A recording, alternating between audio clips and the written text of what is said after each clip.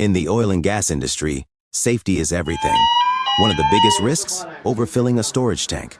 When a tank overfills, it can lead to serious hazards, equipment damage, and even environmental disasters. That's why every oil and gas facility installs high-level alarms, or HHLA, as a critical safety measure.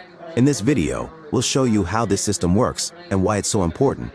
Here's how it operates. When the high-level alarm is triggered, a loud alarm sounds and a warning light turns on. The operator must acknowledge the alarm by pressing a push button to silence the sound. But the warning light will stay on until the level drops back to normal. If the tank continues to fill and reaches the high level, the system goes into emergency mode.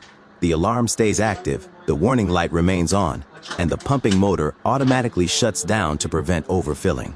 The operator can still acknowledge the alarm, but the light will remain until action is taken to correct the problem. This simple yet powerful system protects people, equipment, and the environment, preventing accidents before they happen.